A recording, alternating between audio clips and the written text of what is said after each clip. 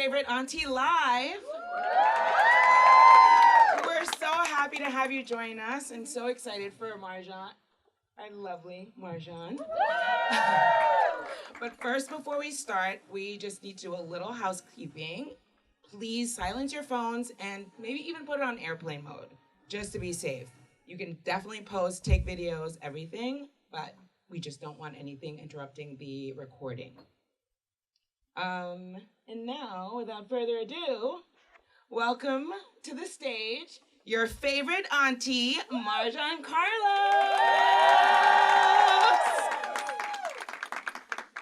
Hi, how are you? Welcome. Doesn't this look like a living room? Yeah. This is like my living room, my dreams. Thank you so much for coming. I'm like if I cry, just bear with me, okay? Because it's super emotional. This is our first time gathering as a community, 5 years in the game.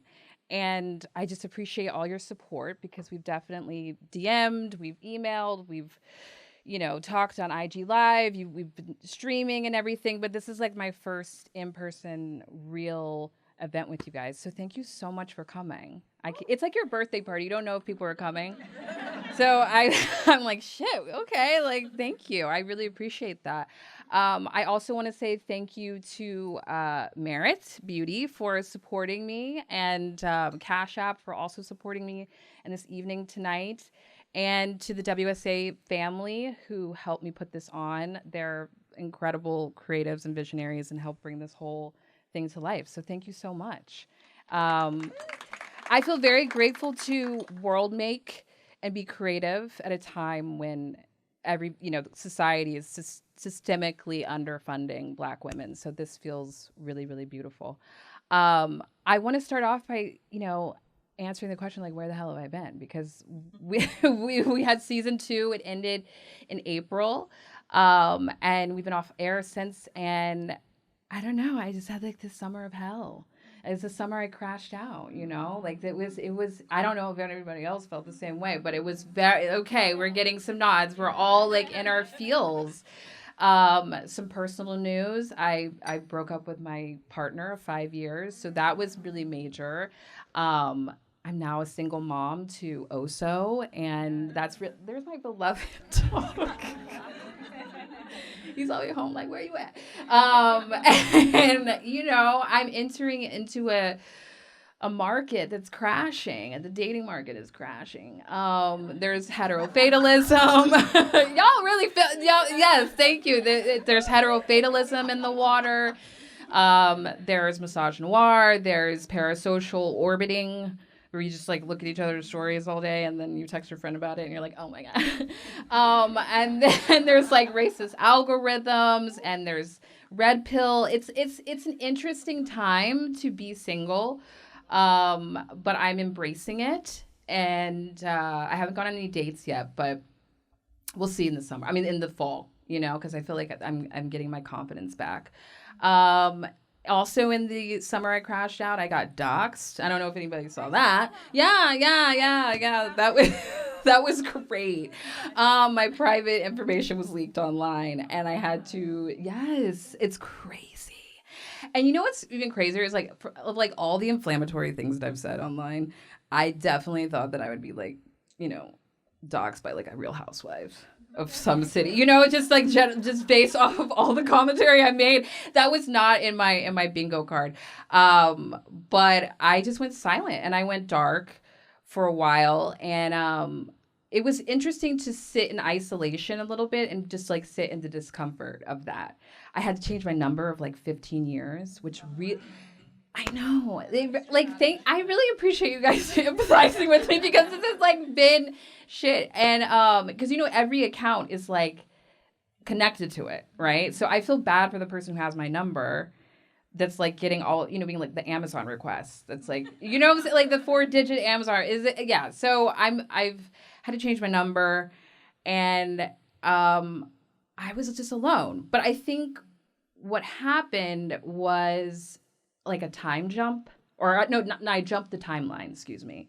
And I think that was like a release and I had to let go and I had to really be like, okay, like that no longer serves me. And I had to be super comfortable with that, which is a very uncomfortable thing. And I went down to Palm Heights and I had like, woo. And I really got woo-woo. I had like a really eat, pray, love moment. I was on the beach. I was doing, energy cleansing rituals and somatic body work. And we were there for the Lion's Portal, and I was manifesting, and I was letting things go and bringing things in. And it really felt like a big release. And I feel like every trip down there is beautiful, but that one was really, really special because it changed the way my brain worked. I felt like, I need to come from a place of gratitude more. And it was just, I've been trying to preserve that energy. So this is a lot of that energy of just like beauty and slowness and creativity and like real, genuine community. And the silver lining of the summer I crashed out was I got a book deal. Like, let's fucking go. Let's fucking go. My book editor's in the building tonight. I don't know where Sydney is, but she's in the building. I appreciate you. I love you for taking a chance on me. Penguin Random House under Ballantine, 2027, 2028, depending on how I write this. So I really look to your support in buying that book. But that literally, I don't think would have happened if all the other shitty things hadn't happened. So I am grateful for all of that. And then I get to do this, which is really exciting. So that's like the summer that I crash out. And then I got to thinking, I was talking about this on TikTok the other day, because summer always used to be my favorite season, that maybe because I'm not summer's favorite girl anymore, that maybe I should be romanticizing every season. Like maybe I'm a fall girl. Like maybe I'll buy jackets and sweaters and like leather pants. I mean, Gabby knows I do not fuck with the winter, but maybe I will. Like, I don't know. You have to tell me what you guys do in the fall, because I'm usually at home under a comforter. So I'm excited, and I'll be outside during the fall and winter times now. So yeah, that's where I've been. And I want to jump into hot topics because yes, exactly. Thank you.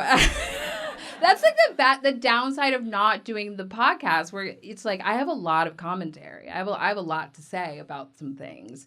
And I think some of the biggest popular culture moments, let's just get it out of the way, and just like that.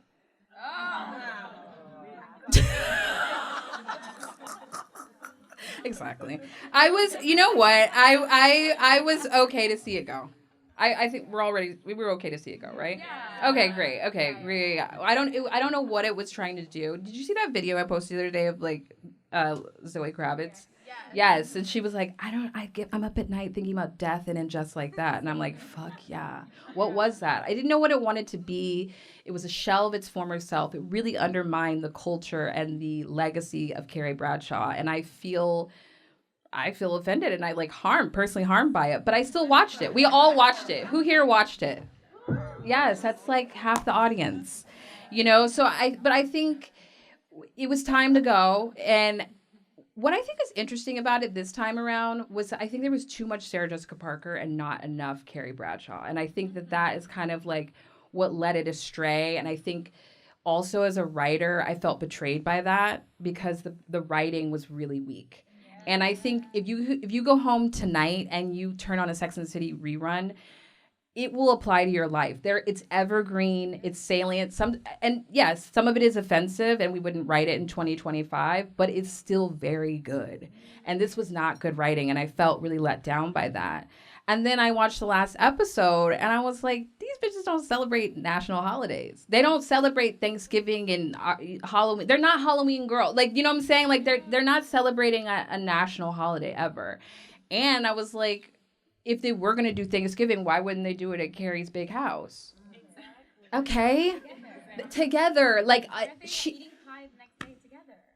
Who does, like, what is this? She doesn't know anything about pie. Right. She's like, and why was there poop on and just like that? That's not appropriate. That is not appropriate. that is not Carrie Bradshaw. It was an abomination. And I was like, I want my money back. And I was very disappointed. And I was like, I think it's time to go, guys. But I will say this. If I'm in my 50s and I'm rich and I have a really successful writing career and a big, beautiful house and I have no man to bother me, I'm okay with that. So that was like an okay message to end on. Like I was okay with that message and just burying this show into the ether. So, and I defend Carrie down. So, Carrie Stan, of course. Another big topic that obviously took over our lives, Love Island. Anyone? Okay. No way. Mara Hoffman watches Love Island? Episode 29. Of this season? Oh my God. That's incredible. And that's the thing about Love Island. You don't know who is watching. Javier, her husband. What?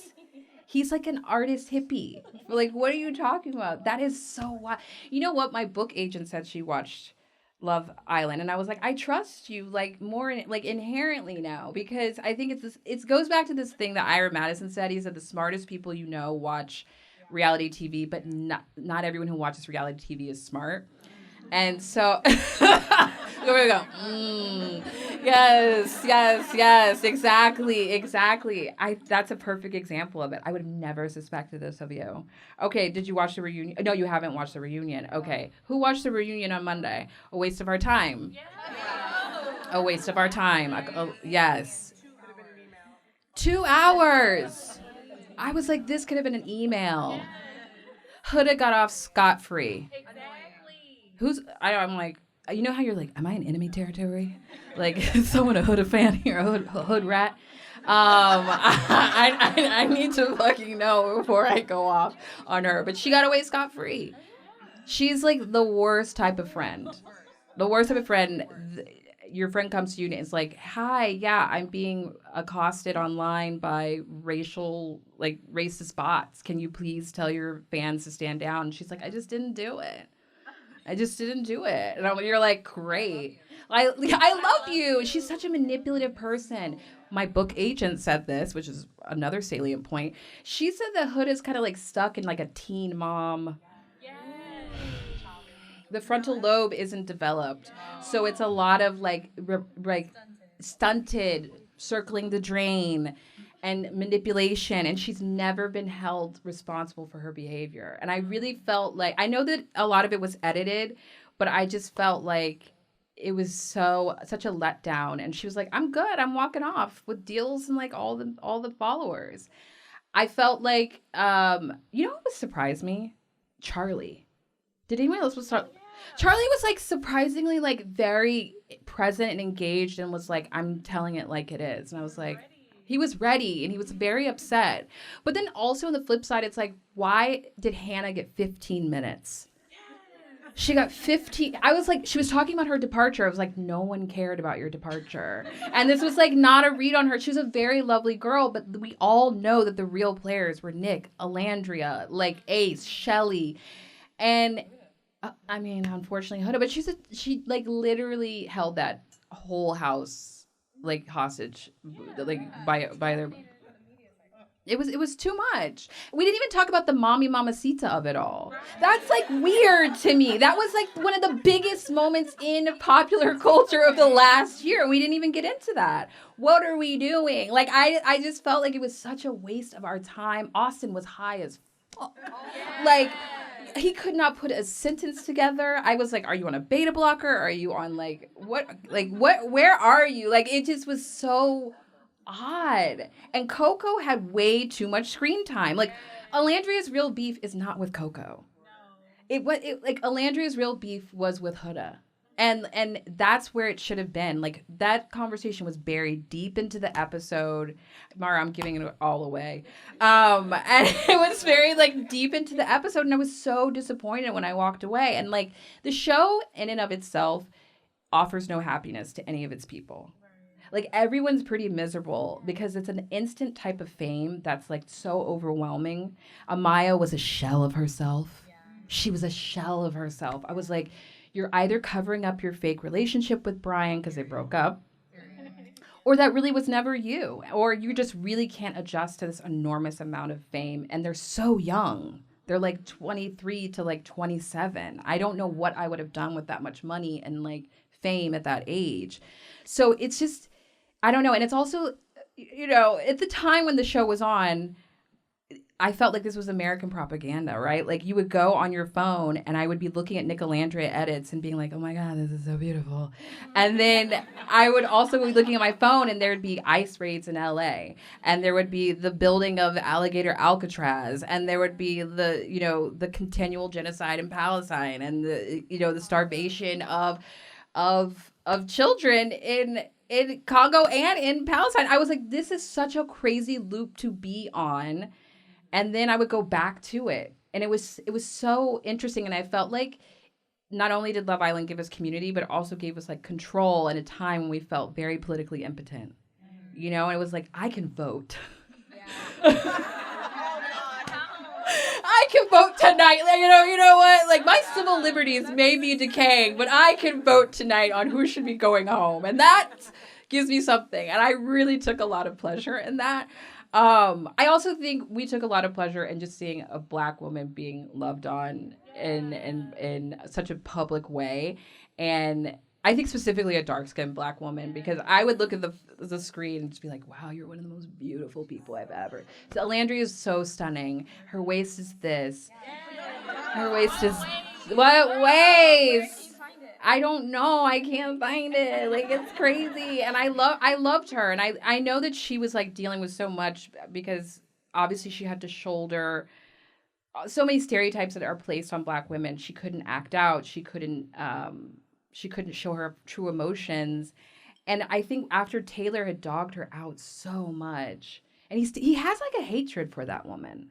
Because, he does hate her. I was happy to see that she finally opened herself up to this love. And I think I'd also talk about this on TikTok. I think it was a really important lesson for Black women because I think it's important for us to realize that love can meet us anywhere and look like anything. And I think that sometimes we have an idea of what it will look like. When she came in, she was like, I'm looking for a country boy, you know? And I think she was looking for a Black dude in a cowboy hat to whisk her off. And she got this Belgian white dude who, like, loves her down and is so proud of her. And I think that that's a lesson to us all. I don't think that, like, white men specifically are the end game for Black women. Not, like, you know what I'm saying? I think, but if you open yourself up to love and what it could look like, that's the end game. Like, that's, I think, what I took away from her. And it was really beautiful to watch her realize that and be like, oh, shit, I'm, like, attractive to everybody. You know? And it's, I think that in and of itself is a win. I also was getting really into seeing other Black women getting loved on, like Megan and Clay. Oh my God, yes. And Peggy from Gilded Age. Who watches Gilded Age? Okay, like I cried. I burst out crying. Shout out to Danae. That proposal was everything because we need our Black American princess moments too. You know what I'm saying? I really loved how they had the balls juxtaposed, the black and the white ball, and Peggy got her happy ending, and she deserves that. And it was so beautiful to watch.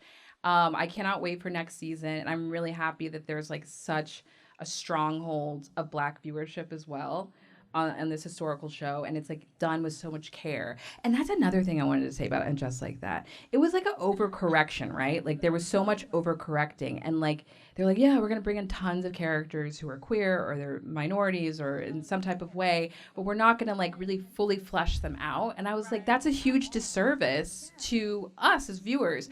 If you're really gonna like correct your behavior, you really flesh out a character, and they've done that over the last 3 seasons. So shout out to our boy. What's his name? Downton Abbey guy? Julian Fellows. Shout out to Julian Fellows. Okay. So I was really excited about that. I have to like wrap up a little bit. I just want to talk about this really quickly. I have to talk about this. I don't know if you saw this. This is on topic. Did you see the tennis player Sasha Vickery revealed she requires $1,000 predate deposit? I want to talk about that for a second. It's citing past negative experiences. I no longer date for free due to the behavior of men. This one right here is into it. She said, later posting proof of receiving such a payment. I want to say this, and I want to break it down, and I will do this in like under 5 minutes, Narinda. A woman's time is invaluable. Okay? So I'll say this. When you're in your late 30s to your earliest 40s, it's a very quick, sharp turn that you take.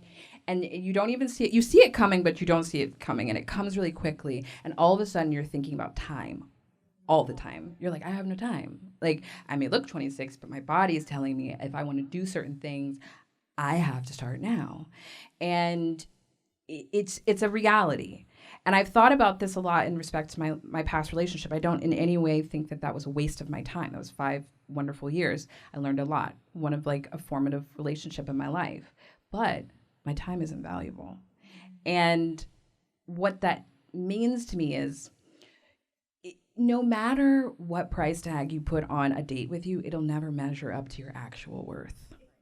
Okay, so if this woman's asking for $1,000, like men shouldn't be gawking because my time is invaluable. I have to start dating intentionally. And I think that's what, so this is segueing into a small thing on the Materialists. Who watched the Materialists? I hated that fucking movie. It was the worst movie. It was not a rom-com. It was, I don't know what it was, but Celine's song was really trying to say that like money shouldn't be a huge factor in dating. And I was like, no, I understand that. It's just like really underscoring love. And I was like, I don't think love is the entire thing either. I think you also have to have the same worldview and you have to have the same goals. And you only do that when you're intentional with one another. And women are already coming from a place of like, we don't have the same socio and economic power as men. So our time is really valuable. And I just feel like, you know, these two women have very different ideas. The Sasha woman and Celine Song have two opposing ideas that are coming at modern women right now. But I want to say that like your time is super important. And so you need to share it with someone who's going to do something with it.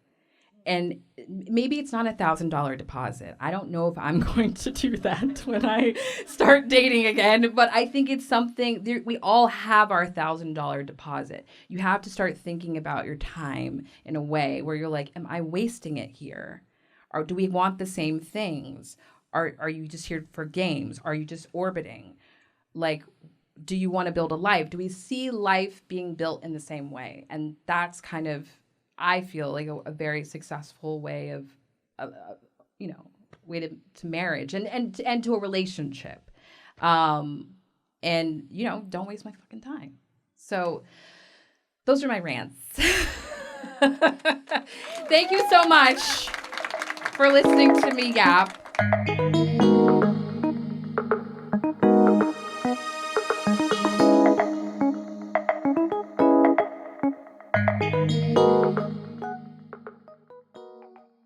We're now going to take a moment for our special partnership with Merit Beauty. This next segment is called Face the Day. The idea is simple. Every day we all wake up and decide how we're going to meet the world, sometimes with confidence, sometimes with restraint, sometimes with a little bit of chaos. Inspired by Merit's minimalist philosophy of doing more with less, this is a live storytelling moment where we invite a guest, or maybe even one of you, to share how you faced the day. It's about honesty, presence, and finding beauty in the everyday. So let's hear our first story. I'm going to invite up a new friend of mine who I feel like we're sisters. Like we know each other. We met on the beach in Cayman Island. Ash Rucker. She's a movement director. Hello, and she's a teacher. Hello. Thank you. Isn't she? Hi, so everyone. Fun? Hello. This one has taught me a lot. You taught me a lot. I want to ask, what does feeling beautiful mean when no one else is watching? Freedom and liberation. you know, in my body and in my mind.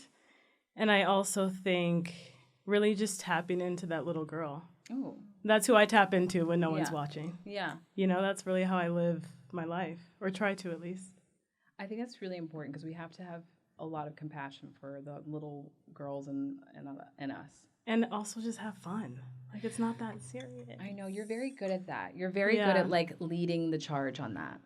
When we did a somatic body workshop at Palm Heights, and I think it was the first time I felt embodied in a really long time. Like, I felt truly in my body. Yeah, I remember most of the time when I'm holding space, my eyes are closed, but I just remember I, like, opened my eyes and I just saw you, and you were just, like, in your body, and you were so in it, and that was such a beautiful moment to see, really. You offered me freedom, and I really appreciate that because, like, my hips were locked. My soul was locked. Everything was locked. Everything was locked. And you were like, scream. And I was like, oh, yay. And then we listened to the Spice Girls. And we all had a moment. Everyone was there. It was so beautiful. It was beautiful. You didn't care what you looked like. Yeah. You know, like, there's no this, like, oh, I have to put together. You looked crazy. And we also had, like, two straight men that, like, remember the two guys that, like, walked into the class and they saw all these, like, women and they were like, and then I was like, you guys can go. And they were like, no, we're going to stay. Okay. And they locked in. They were in the front row. Do you remember that?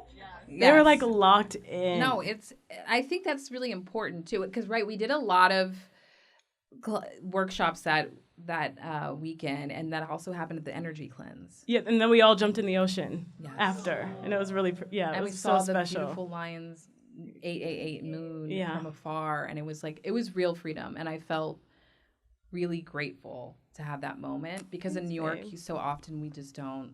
Yeah. We don't have that release. Yeah, and I try to really just embody her every day because life, you know, I think after having gone through so much and so much transition time and time again and quantum leaping and jumping timelines, and I'm just like, oh, it's not that serious. Just, like, have fun when you can.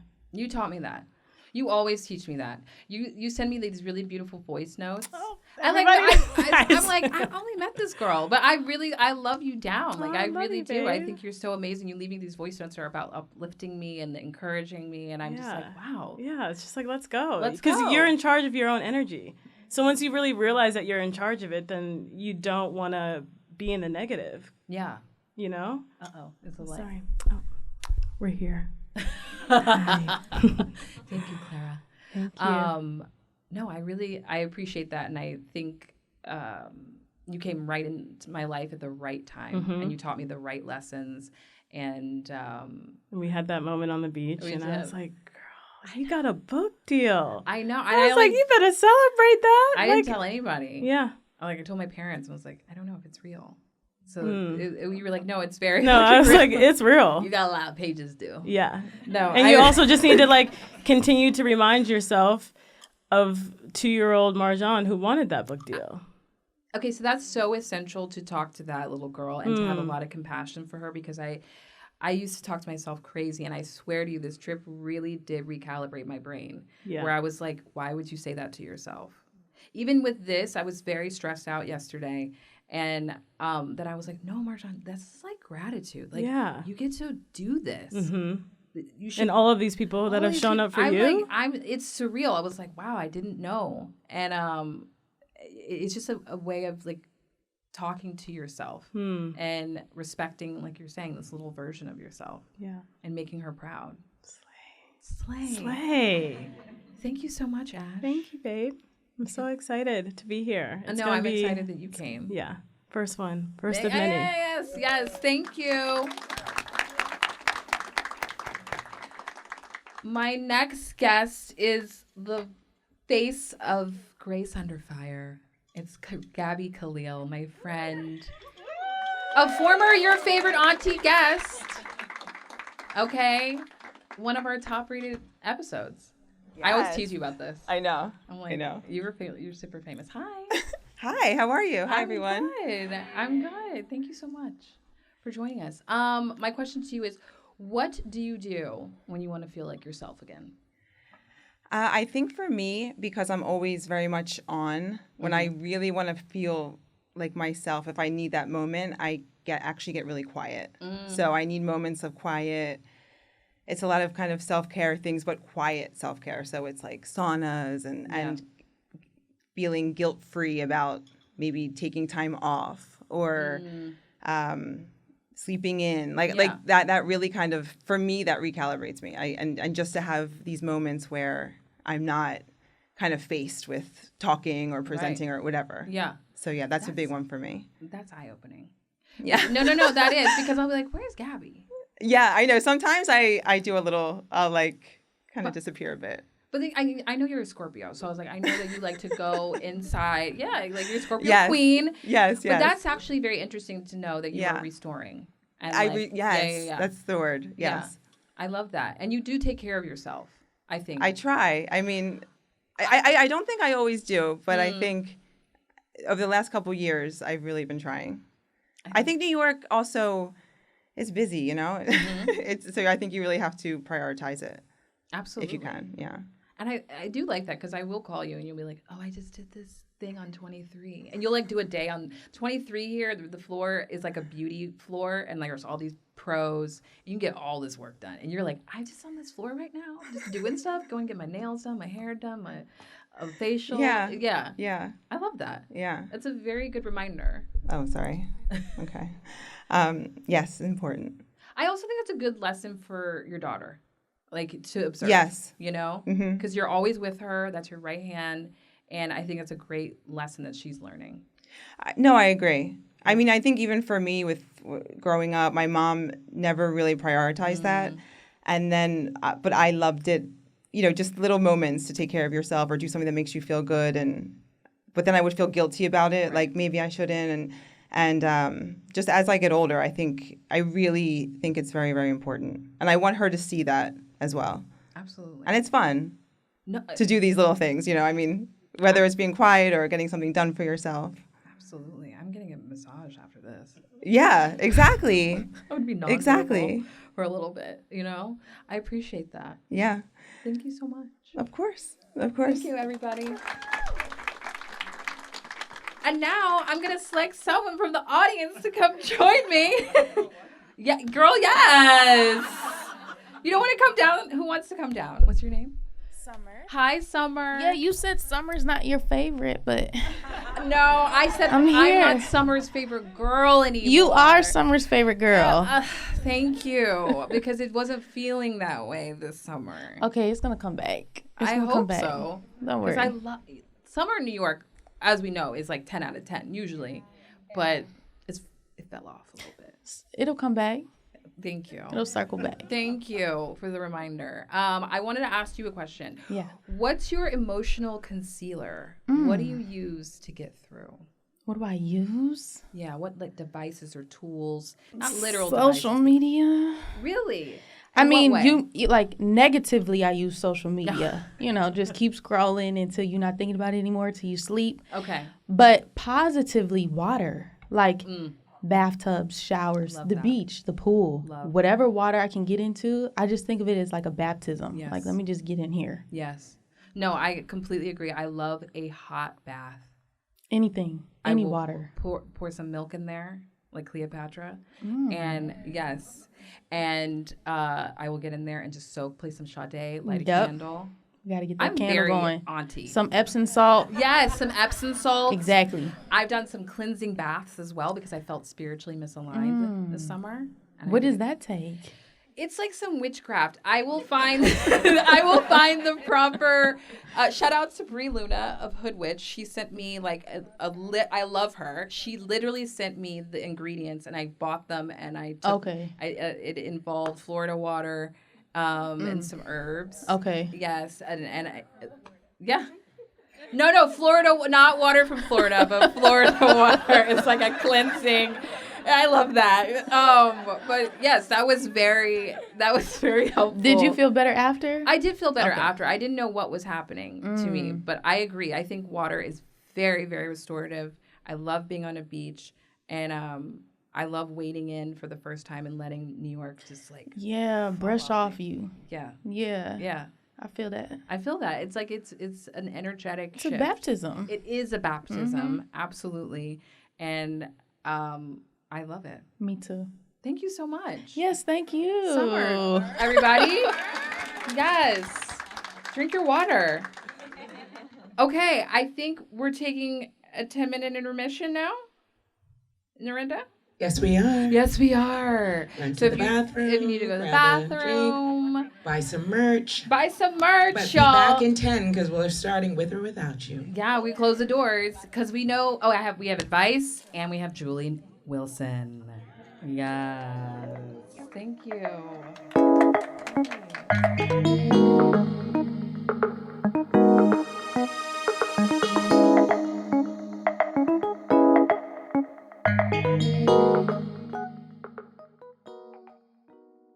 Welcome back. I also forgot to announce, if you look under your chairs, you have gifting from Merit Beauty. Oh, I'm Oprah. Everybody gets a bag tonight. I'm dressed like Larry King and I'm Oprah. Okay?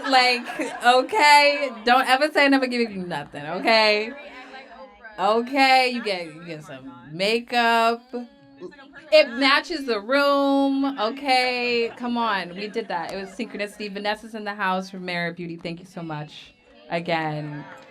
I feel like that bitch from Hacks. You know? You know what I'm saying? Yes, I love her right. I'm like her right now. This feels good.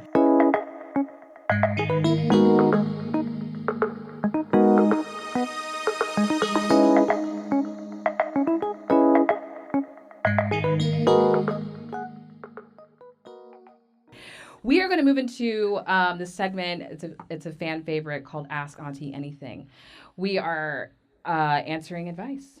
And you guys send in some questions. And if we have a little time, I can take some from the audience. But you guys sent in some really good questions last week. And they really hit home. And I feel like I can really, really relate. So the first question is from Old and Golden. How to return to yourself and feel good again after a massive breakup. Right. I told you at the top of the show that I broke up with my partner of 5 years. And I feel like I remember this very vividly. It was like in April, it was like one of the first beautiful days of spring. It was hot outside and people were outside and I had nothing to do. And I remember being like, fuck, like, what is this? And I realized that I had spent most of the last 5 years with this person every single day. We were enmeshed. We built a life together. And so they were in my life every day. And I didn't really have to think about it. And I'm not one of those girls that gets a boyfriend and then just dumps their friends now. I'm not that girl. But I realized that my life was so enmeshed that I had all this free time. And I had to own my time. And what that looked like meant going and doing things that I previously had probably stalled doing or staved off from doing, and was like, okay, I have to keep myself busy. I have to keep myself active. Because I would like text my single friends. I'm like, do you want to go to dinner? And they're like, oh no, girl, I'm at dinner. I'm at the market. I have a date. All these things. I was like, wow, okay, cool. All right. So the first lesson that I learned was to own your time. And I also learned the discomfort of being by myself. I like being by myself normally, but I think that walking around a big house by myself, like I'm fucking Carrie Bradshaw, and that's not decorated, became this really sad state of affairs. But I actually have really learned to love it because even when it was uncomfortable, I sat in it. And I would just be like, okay, your friends are busy. You don't have any plans right now. Like, read a book. Watch a movie that you've been wanting to watch. Write. Get back into the things that you've forgotten about. Meditate. Like, you really sit with yourself in the discomfort. And now I like being by myself so much that it's like kind of irritating when I have to leave the house. And I'm like, oh shit, I made a plan today that I have to go there. And I'm like, okay, that's really good. Because then I also feel like next time I'm in a relationship, I'm going to feel just as good in one or without one, and we don't have to spend every waking moment together. I also really worked on my faith. And I've never really talked about this because I don't think I'm like super religious, but I remember just feeling spiritually misaligned. I brought this up last segment, and I did like the witchcraft, but then I went back and I like started listening to sermons. I started like connecting with meditation. I started connecting with other forms of philosophy because I just felt like, what do you do what do people do when they've lost hope? They're looking for something to believe in, and they're looking for something to restore their faith, so they look to a higher power. And I really found a lot of comfort in that.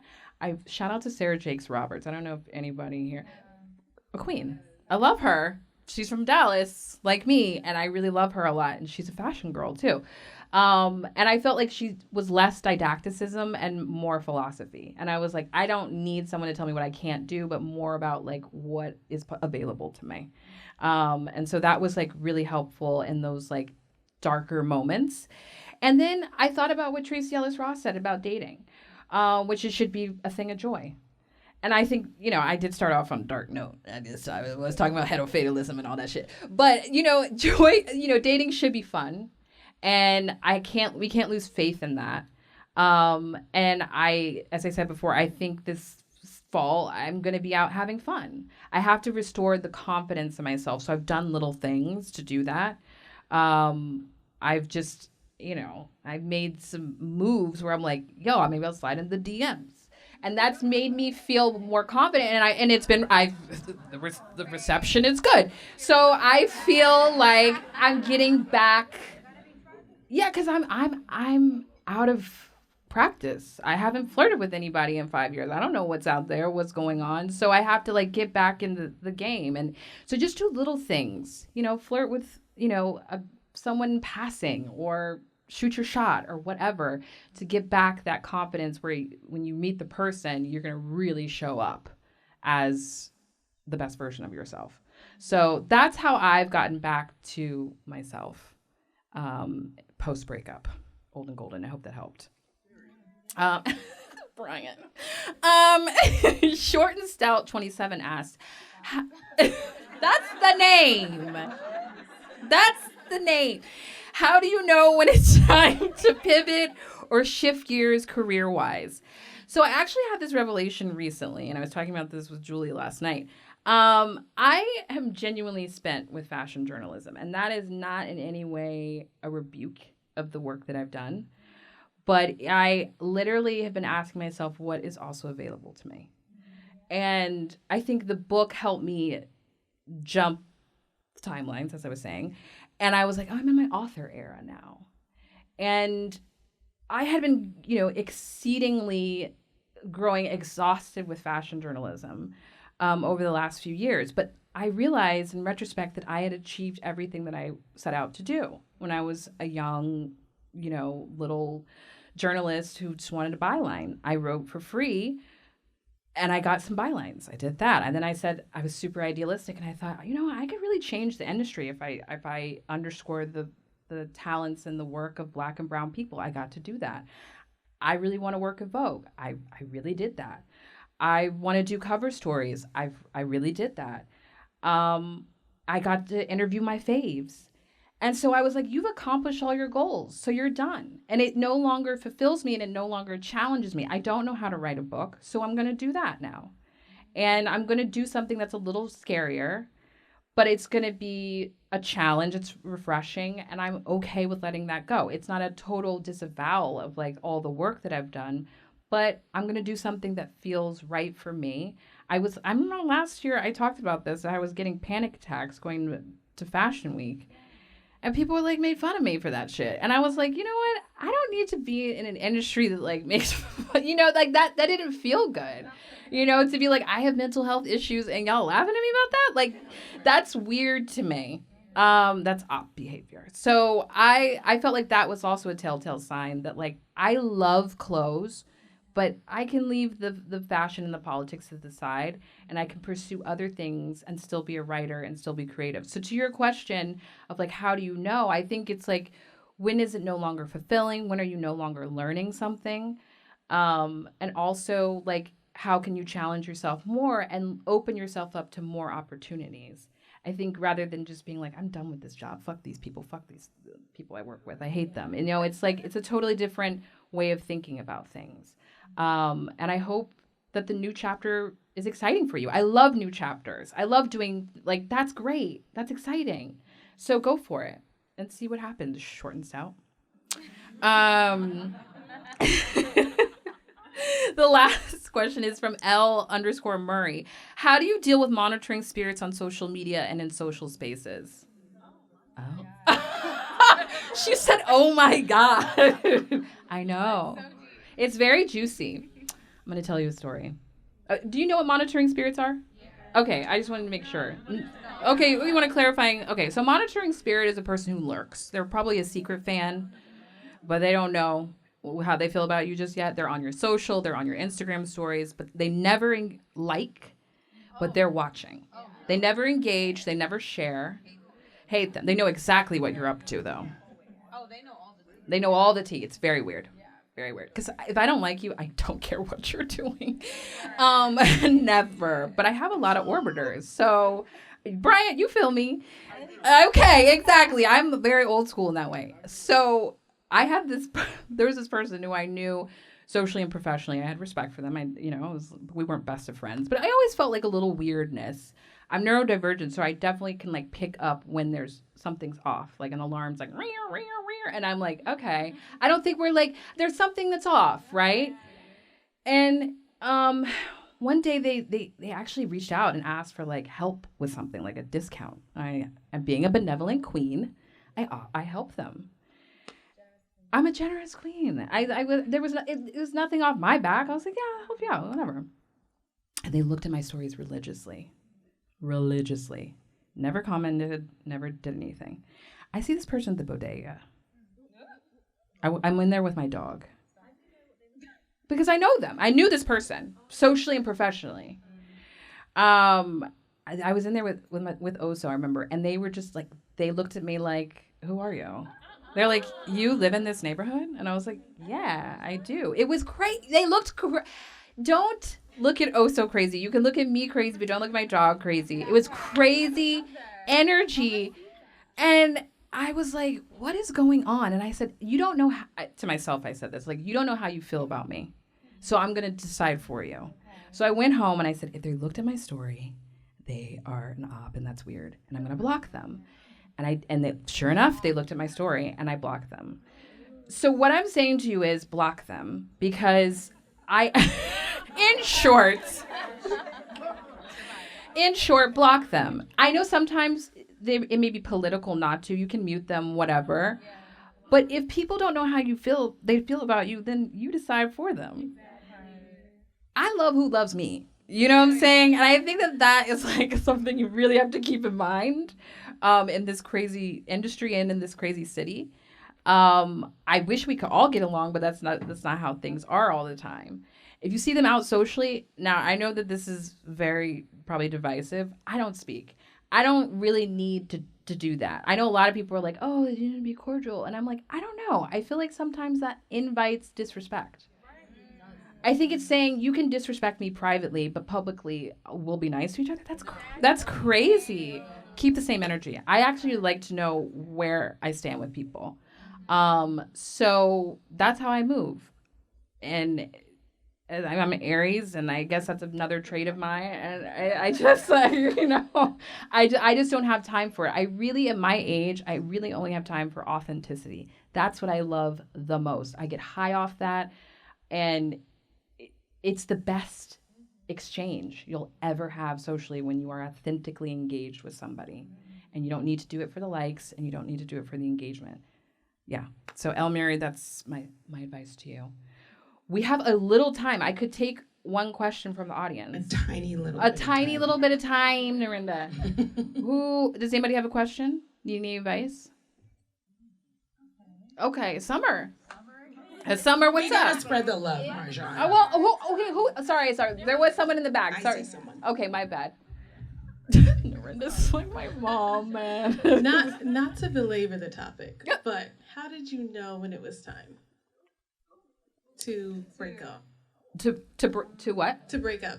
Oh, to break up with my boyfriend. And whatever you feel comfortable sharing. I think that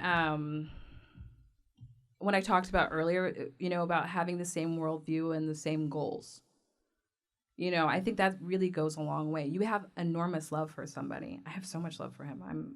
I think he's one of the best people in the world. But I do think that we weren't not aligned with how we wanted to share our future. I wanted to get married. I wanted to have a kid, I think he wanted that, but he wasn't going to do anything about it. I'm not dissing him. If he listens to this, I love you. But I'm just saying, I was like, I don't see this. Now we're circling the drain. We're fighting about the same thing. When you start having the same fight, that takes years off you. It really does. And then it builds resentment, and then you don't want to be sexy with them. And you don't want to be soft with them. And that's like that's the best shit, and you're hardened. So that's kind of when I knew that this wasn't working for me and I needed to let go. Now that's hard. That's a lot harder to do, because you build a life. We have a son together. Do I share? No, I have sole custody of this child. I'm like nervous because he's been at home all day by himself, and I feel I'm very, very upset about it. But yeah, like when you're enmeshed and your lives, it's very difficult to pull apart. I understand that. A lot of my girlfriends are going through the same issues, but it just was no longer working. I miss him, like crazy, but yeah, we're not aligned. And I think if you're not, my parents have been together 53 years. They like each other. Yeah. They don't even just love each other. They're besties. That's so important. So that's how I knew. You're welcome. Good luck. Good luck. Girl, I'm trying to... Listen, the blind leading the blind. I understand.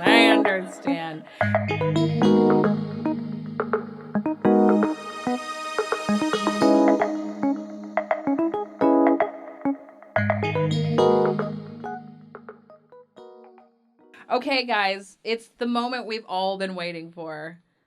It's my interview with Julee Wilson. Yes! I'm so thrilled to introduce my guest tonight. She is, to quote Oprah, like the mother I never had. The sister everyone would want. The friend everyone deserves. I don't know a better person. She's my best friend, Julee Wilson. Yes!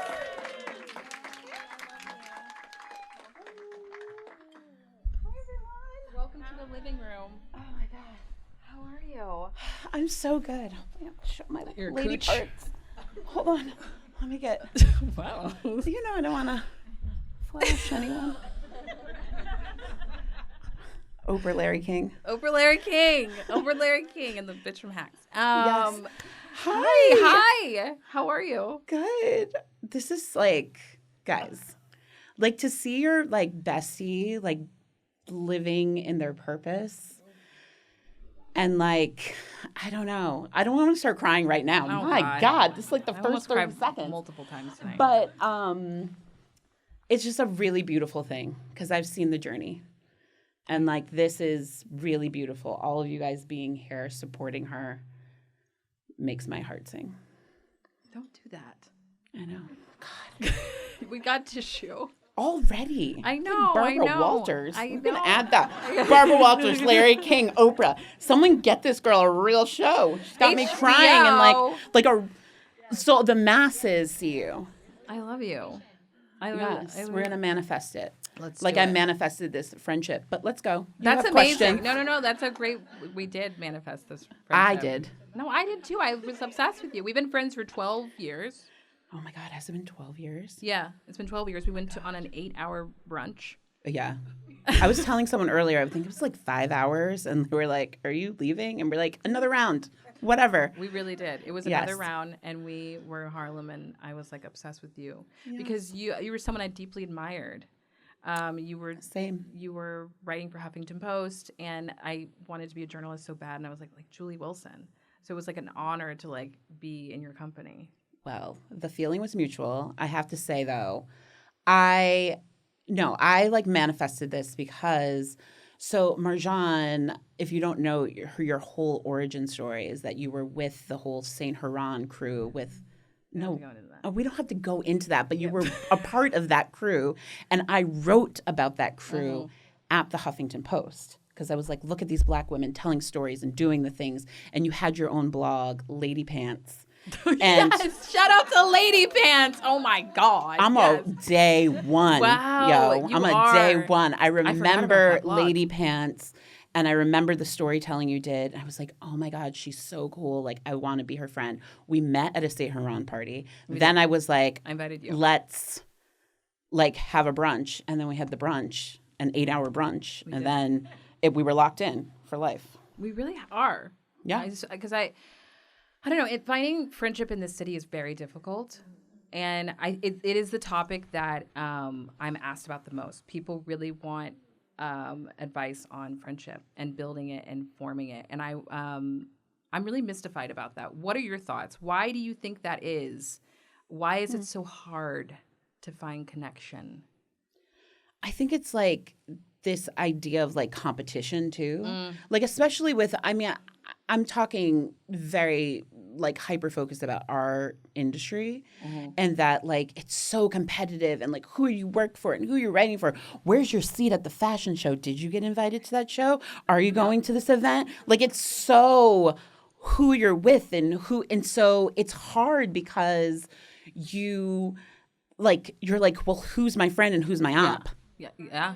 You know, and I'm like, you always say, I went to a Quaker boarding school, and so I'm very kumbaya, my lord. I like really, you are my Quaker friend. Right. I you have am so much more patience. I'm the than friend who's like, will be nice to the person out in public. Oh, so you, yes, and you like, yes, you will. but then cry about it to Marjon on the phone. I'll be like, I'm like, they're so mean to me. And they're like, she's like, why'd you say hi to them at the event? And I was like, because like, I don't know any other way to be. Like, I have to like be nice, right? And so I'm like there's enough sun for everyone. You can do that and have that. And like, our industry largely isn't like that. No. It's very much like, you're running with that crew or like, you work there. Ugh. It's like no, it's very much that way, and it's very hard to like find authentic connection. Yeah, and it's like, can I trust this person with this valuable piece of information about myself, or can I be vulnerable for a minute? Like, you can't really. You have to always have your armor up, so you really aren't really making friends with people because it's all professional and it's all a facade. But like, there are very rarely do you find a peer where you're like, oh, I can really trust Julee. Yeah, I can really say that. She rides for me. I mean, during one of my breakups, she drove across town to my house. Drove across town to a whole nother country. I was in Manhattan. Look, when I don't come to Brooklyn for many people. You really don't. Okay? You really don't. I live in Harlem. That is love. Uptown. Yes. So if I'm coming to Brooklyn, it's love. It's really right? love. Like, woo. Like, even like events in Brooklyn, I'm like, are they an advertiser? You'll be like, I don't. You're like, I'm in Brooklyn. Are you around tonight? And I'm like, I'll come see you. I know. I like try to like double up. I'm like, I'm coming to Brooklyn. Where are you at? Because I'm gonna go to this event and I'm gonna see you. Like I'm killing all the birds with one stone. I love that. But you know, also to that point, I know about the demands of your life. You're a mother of two. You're a wife. You're a editor at large at Cosmopolitan. You have a lot on your plate. Yeah. And so even though I don't see you all the time, we can still, it doesn't matter. I respect it and I don't feel offended by it. But I think that's very key to like a very good friendship, right? Yeah. We're talking about like, what does a real friendship look like? Mm-hmm. And like, I don't have many friends that aren't married without kids because they don't get it, right? They don't get that I'm like, I can't go out on a Friday night or a Right. Saturday night because I've got this or a baseball game or my kids or like my husband has plans, so I can't go out. You Right. know, like we gotta like trade off. And like you get it. Like you don't make me feel bad about it. You're not like, ugh, another week Julee can't come out and play. It's like you're like, no, I totally get it, and that's fine. And then we make up for it with like marathon telephone sessions. Like when we're on the phone, we've never been on the phone, I think, for like 5 minutes, 10 minutes. Y'all know I loved it. If Like I it's call like you, I really do an love hour and a half. Yeah. Like legit. Like we even last night we were on the phone for an hour and a half. We did not talk about what we would be talking about today. It was supposed to be okay, let's talk about like the podcast, the live podcast, and like what questions, you know, didn't happen. No. We talked about life and all of the other things, triggers, all of the things. Where all the bodies and the ops are. Yeah. Yeah, no, we really did. And I love that so much because, and I think the reason why I don't, like, I understand it, honestly, is because I am an auntie. And I have a brother and and he has a family. And, like, I think that recognizing that just people have other responsibilities and it's in no way, like, something that you take personal. You give grace. Yeah. You got to give grace sometimes. Like, it's so hard, but I cherish our friendship so much because you give me that grace. And I know that I don't have to feel bad when I call you and be like, I haven't talked to you in a while. I don't have to tell you all of the excuses or the reasons, not excuses, the reasons why we haven't talked. You're like, I know. Also, I'm like an open book on social media. So I know where you are. I tell sometimes too much. I think my husband was like, someone told me you were talking about your vagina today on Instagram, and I was like, yeah, we did talk about you our know who you periods for an hour married, last like. night. Hello. I talked about my vagina. I mean, maybe Instagram wasn't a thing when we got married, but like, I definitely brought up my vagina at dinner parties. So you divulge all. Yeah. So I know where you are. Like I was like, she's at Martha's Vineyard. She's not going to reply to my text. I was texting you. I was like, hey, can you do this thing for me? You're like, yep. Yeah. And I was like, okay, she's on the beach. Yes. And that's literally, and you get it, and you weren't like, is she mad at me? Is like, what's going on? She's like, no, I know she's on the beach with her children in her happy place. She's going to repost the things and do the things I need, but I'm not going to get a whole, long response. No, and exactly. you got it. And I got it. I mean, it's after many years. And I think that, like, when you're getting to know someone, those types of signs are very difficult, I think, to read. I think sometimes people are like, well, I tried to make plans with this person and they just like kind of bailed on me a couple times. So it's like I kind of gave up. I think that, and it's like maybe it's not about you. And it's not that I didn't like your company or I didn't want to spend time with you, but maybe I'm going through a personal crisis and I can't come to the phone right now. Right. Like, I think that's really hard when you're first building a friendship. Yeah. And then, because you have to put in the work. Yes. I think people don't think that friendship is work. No, it's work. It's a whole lot of work. It's definitely work. And I don't want to reduce that our friendship hasn't been work, but it is work as far as like, I don't feel like, those friends that you don't have to have like the social battery for.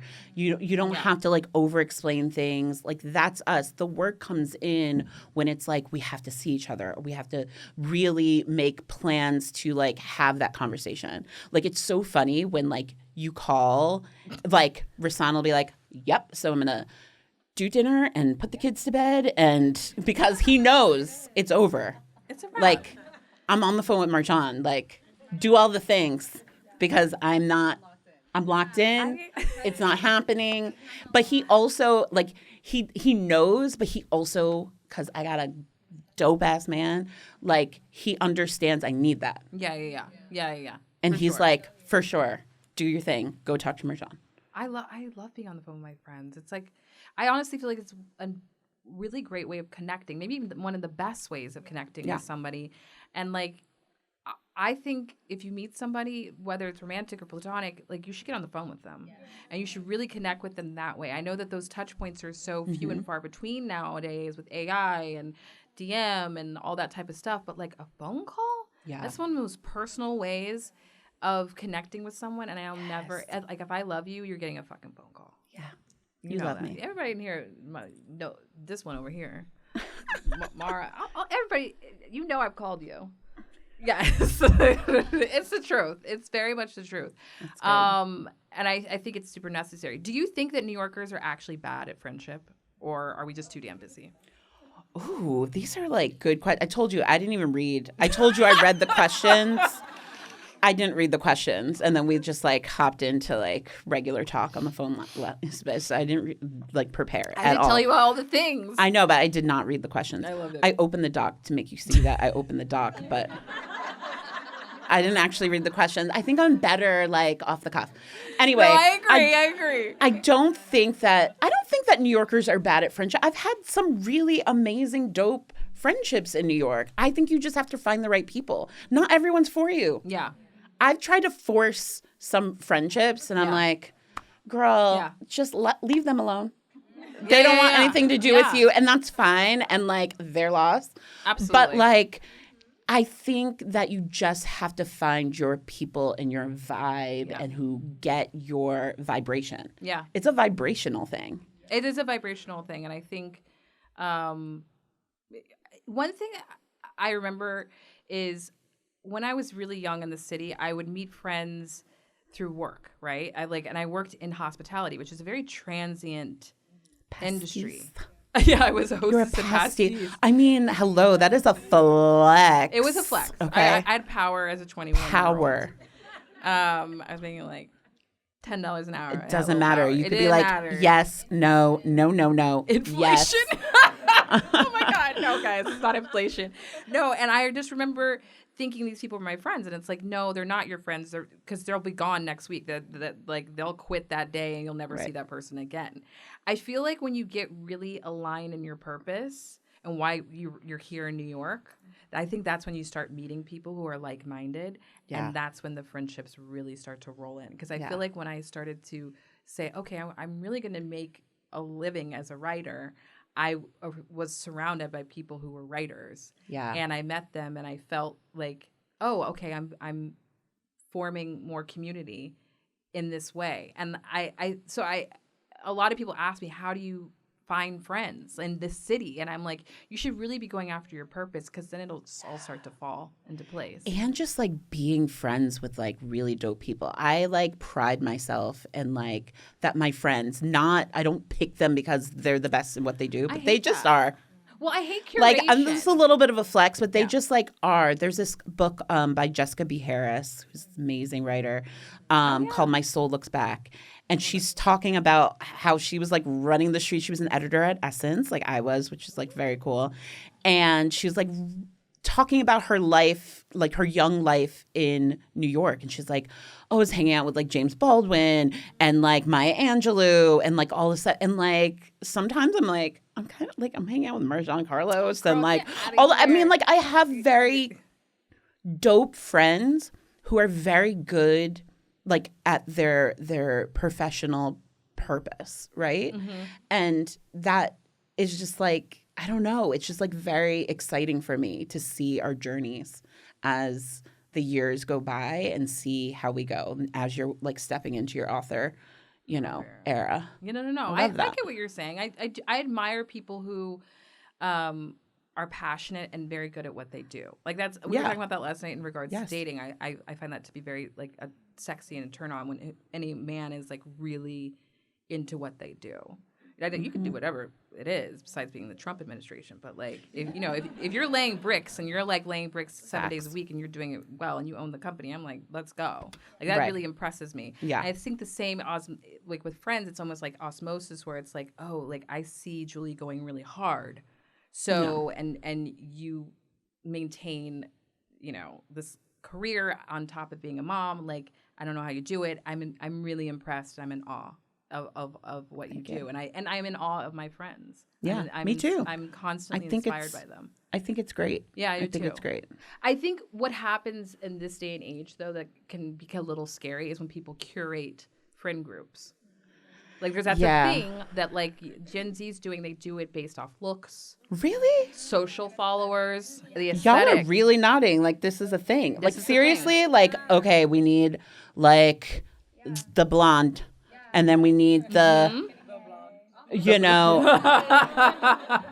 We need some quirky girl in here who's maybe not like us. We but need like, the gives us yogi street who cred. doesn't shave her armpits, like that sort of thing. Yeah. Wow. Like that's very, very curated like that. I'm gonna stay in my millennial box over here. I can't stand that. I think it's that's a little weird. I think maybe, hopefully, as they age, I think when I hit 40, it was glorious. I was like, I give no fucks. I'm like who I am. If you dig me, you dig me. If you don't, you don't. I spent my 30s being like, oh my gosh, I want to look like her. I want to have that wardrobe. I want to have that career. If I don't work at that place, I'm done. Like all of those things. And I'm telling you, the day I woke up 40, I was like, I'm actually pretty fucking dope. The things I've done are pretty fucking cool. And like my village is amazing. And like, why am I chasing these other things? Like it was very refreshing. So I'm hoping that Gen Z, as they like, when they are so lucky, we're so lucky to age, right? Yes. We've talked about aging a lot and ageism in the whole grand scheme of things. I'm like, what's the alternative? That I die? Like, you know what I'm saying? Like, what's the alternative? That or just lie for the rest of my life? And I don't want to. I say my age with my whole entire chest. I do too. Because I'm very proud of it. And I'm very proud of what I do. And I think it's silly when people think that, like, at a certain age, like, you fall off a cliff. Yeah. I'm like, I'm a better beauty editor now than I was 10, 15 years ago. Absolutely. Like, you need to fuck with me now. Absolutely. Like, this is the time. This is the time to get me writing things and talking about things and all of that. Like, I was cool back then, but I'm way doper now. Like, I'm a better editor. I'm a better writer. I'm a better boss. I'm a better mom. I'm a better friend. Like, it only gets better. I think it only gets better. And I think also to your point of like, when I turned 40, I think really in the last year, and now I'm 42, I'm very, very careful about the company that I keep. Mm-hmm. I think smaller is better. Yeah. I think that it's quality over quantity. Yes. And I think some things I've learned about myself is I give a lot in friendships. And sometimes I don't always get it back. So I've had to like kind of reel that in a little bit. Yeah. But that means I keep my circle really small, and I'm fiercely loyal. Like you are. She is fiercely loyal. I will. Like, we ride at dawn. We ride at dawn. I'm such an Aries in that like, sense. when that doxing situation happened, I was like, oh, shit. What's up? I'll catch a case. Let's go. Really Where do we go? What do we do? Who do we got goons. There are people on my phone. I'm like, we all got people. We don't want to get into the doxing I get it, but I'm just saying we got people on our phone that will handle situations. I grew up in Amish country, Pennsylvania, and went to Quaker boarding school, but I know folks. Listen, just saying. Before I get doxed again, I am going to say that I felt your presence when I was vulnerable in that position. We will go. And these hands work. And but also I felt like I had to say like who wasn't there for me, and I had to like really take stock of that too. Yeah. I think it was one of the situations where you realize that some people just want the tea and they're not trying to offer support, right? And like in those types of things, I think because if you're going through a bad day, I'm going to check in on you. I'm going to like call you. I'm going to make sure you're okay, and like. That's just the type of friend that I am. So that situation was actually very telling. Like, who rides at dawn, who doesn't? Because I always ride for dawn. I hate the guy more than you do. Yeah. Like whoever that guy is. Yeah. Like I hate them. Oh yeah. You do. For sure. I'm actually very bad at that. So okay, have we ever had a friendship growing pain moment, and what did we learn from it? Sure, for sure. Yeah. I feel like they happen every now and again. Yes. They don't happen a lot, no. But it's interesting because they're very specific, right? I'm not going to get into specifics, but they are very specific in a sense of like, we are Black women in an industry that is not always very kind. And the world sees the glitz, the glam. You're in the south of France with Dior. You're doing this. You're at this show. But like there are landmines, we'll call them. People that really affect our soul. People who are light dimmers, I call them. People that don't want to see us shine. or make us feel certain ways and are intentional about that. And we often talk about them to help each other out.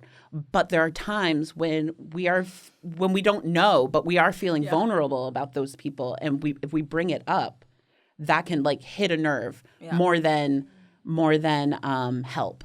Yeah. More than saying like, oh, I saw this person and blah, blah, blah, blah, blah, blah. And in that moment for you, because we're talking about our friendship, or for me, it's not okay. Yeah. Right?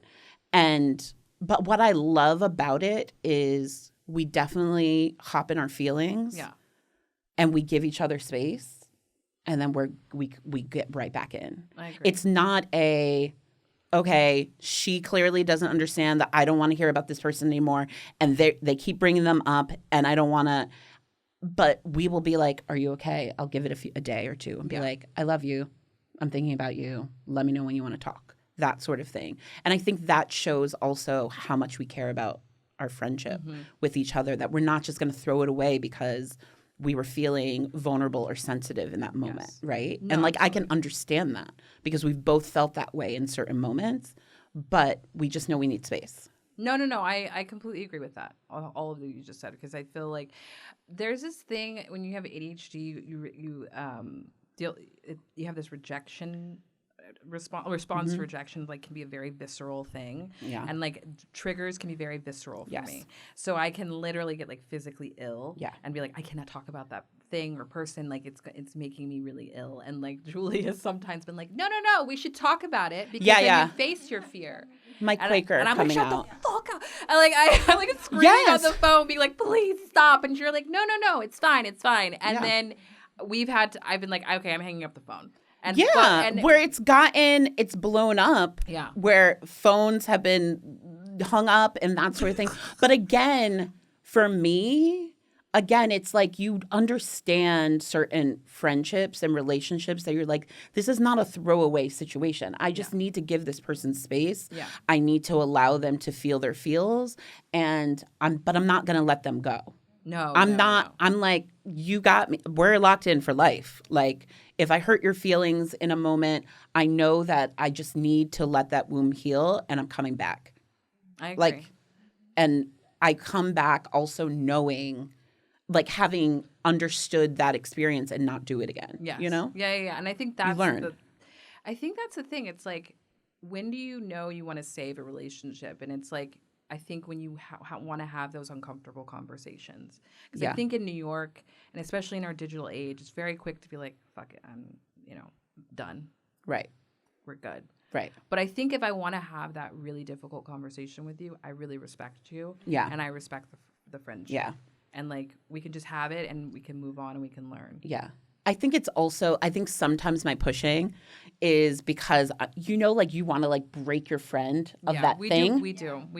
I'm like, I don't want this person to, like, have this much power over you or to affect you this much. And so we're going to talk about it. And, like, that person, you might not be ready to let that thing go. But as a friend, it comes from love. It doesn't come from, like, I'm trying to torture you to talk about this situation or this person.